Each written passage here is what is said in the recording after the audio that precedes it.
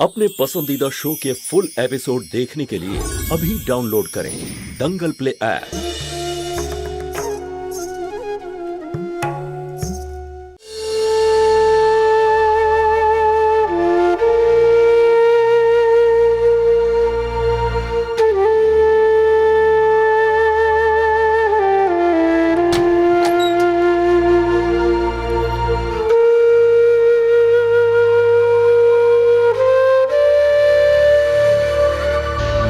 আরে দাদা, আরে আরে তুমি কেন এলে? আমাকে ডেকে নিতে পারতে। আরে ঠিক আছে রে উদয়, জীবন মাঝে মধ্যে মানুষকে এমন একটা জায়গাতে নিয়ে এসে দাঁড় করায় না, যেটা ঠিক করা খুবই মুশকিল হয় যে কোন রাস্তাটা তার জন্য ভালো হবে। আমার মনে হয় তুইও সেই জায়গাতেই দাঁড়িয়ে আছিস। দেখ, আমি তোর বড় দাদা, আমি শুধু এটা বলতে পারি নিজের মনের কথা শোন। এখন সব সময় নিজের মনের কথাই শুনেছি আমি, সেই জন্যই হয়তো শাস্তি পাচ্ছি। অনেকবার আমার মাথায় অনেক রকম প্রশ্ন এসছে মেয়েটাকে নিয়ে, কিন্তু কিন্তু প্রত্যেকবার মনকে ভুল বুঝিয়েছি আমি। ভালোবাসতাম বলে ওকে, মনের কথা শুনলাম আর ভালোবাসার পরিবর্তে প্রতারণা পেলাম। আরে না রে উদয়, যারা মনের কথা শোনে তাদের সঙ্গে কোনোদিনও খারাপ হয় না। হ্যাঁ, মাঝে মধ্যে এমন পরিস্থিতি তৈরি হয় যেখানে তাদের মনে হয় তাদের সঙ্গে শুধু খারাপই হচ্ছে। জীবনও না মানুষকে অনেক ধরনের পরীক্ষা নেয়, শুধু তুই হার মেনে নিবি না। মাঝে মধ্যে ভালো করে দেখতে হয় রে। আমি অনেক দেখে নিয়েছি দাদা, শুধু তুমি দেখতে পাচ্ছ না।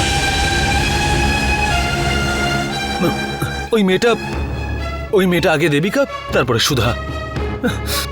খুব ভালো অভিনয় করতে পারে ও। উদয়, কখনো কখনো মানুষ খোলা চোখে যা দেখতে পায় না, সেটা মনের চোখ দিয়ে দেখতে পায়। আমি না কোনোদিন সুধাকে দেখেছি আর না দেবিকাকে, শুধু শুনেছি।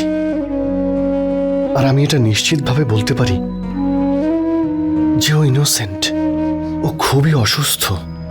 ওর আপনজনদের সঙ্গ আর ভালোবাসার খুব প্রয়োজন এখন। আমি জানি যে যারা চোখে দেখতে পায় তারা না দেখে কোনো কিছু বিশ্বাস করতে চায় না। সেই জন্য হসপিটাল থেকে আমি সিসিটিভির রেকর্ডিং নিয়ে এসেছি। এর মধ্যে তুই দেবিকাকে সুধা হতে আর সুধাকে দেবিকা হতে দেখতে পারবি। আমি এটা আশা করছি যে আমার ভাই সত্যিটাকে বুঝতে পারবে। দেখো, আমি কোনো সুধা ফুধা নই, আমি হলাম দেবিকা, আর মানুষ আমাকে এই নামেই ডাকে। আমি তো দিদি হই, জ্যোতি। আচ্ছা, তুমি তুমি সেই না যে আমাকে ম্যাজিস্ট্রেটের রুমে থাপ্পড় মেরেছিল? ও আই ফরগট। তোমার থাপ্পড়ের জবাব তো আমি ওখানেই দিয়ে দিয়েছিলাম, তাই না? দেবিকার মন অনেক বড়, সে তোমাকে ক্ষমা করলো।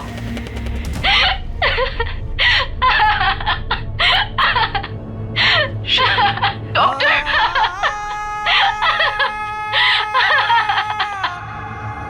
দিদি, সুধা, আমি এখানে। সব নাটক এগুলো, নাটক। আমি তোমাকে সত্যি ভালোবাসলাম, আর তুমি দিদি, তুমি তাও আমার সাথে এরকম।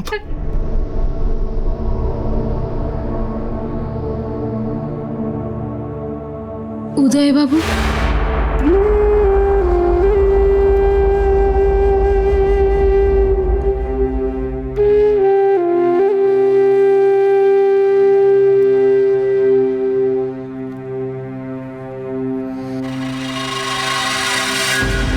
আর কি বলতে এসেছো?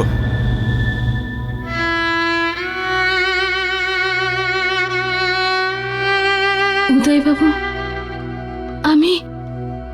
আমি আপনাকে কোনোভাবে ঠকাইনি। এতে আপনার কোনো দোষ নেই। আমি আপনাকে কিভাবে বিশ্বাস করাবো?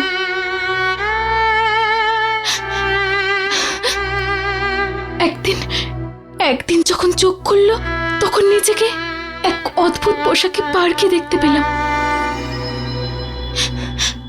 আমি আপনাকে কি করে বোঝাবো যে আমার কাছে এই প্রশ্নের কোনো উত্তর নেই। পুলিশরা আমাকে বলছে যে আমি ডিস্কোতে কাউকে মেরেছি। ডিস্কোতে? আমি কোনোদিন ডিস্কোয় যাইনি। আবার মিথ্যে। কতবার তুমি আমার সঙ্গে ডিস্কোতে গেছো দেবিকা হয়ে? না হলে তোমার কাছে আমার দেওয়া ওই ব্রেসলেটটা কোত্থেকে এলো? এইসব প্রশ্ন তো আমাকেও বিড়ম্বনায় ফেলছে। পুলিশরা তো এটাও বলছে যে আমি নিজে নিজের হাত কেটেছি। আমি আমি আমি নিজের হাত কেন কাটবো? কেন? আমি জানি না আমার সাথে কি হচ্ছে। সেটা ভেবেও আমি ভয় পাচ্ছি। যখন নিজেই কিছু বুঝতে পারছি না, তখন আপনাকেই বা কি করে বোঝাই? ব্যাস শুধু এটুকুই বলতে চাই, যদি অজান্তে আমি কখনো আপনাকে কষ্ট দিয়ে থাকি,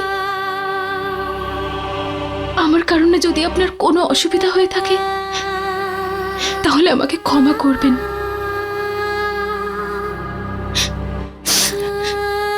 ক্ষমা করে দেবেন আমাকে।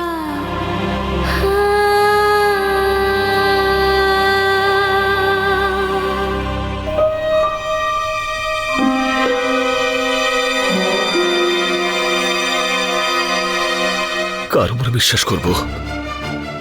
যা দেখতে পাচ্ছি, নাকি যেটা আমার মন বলছে?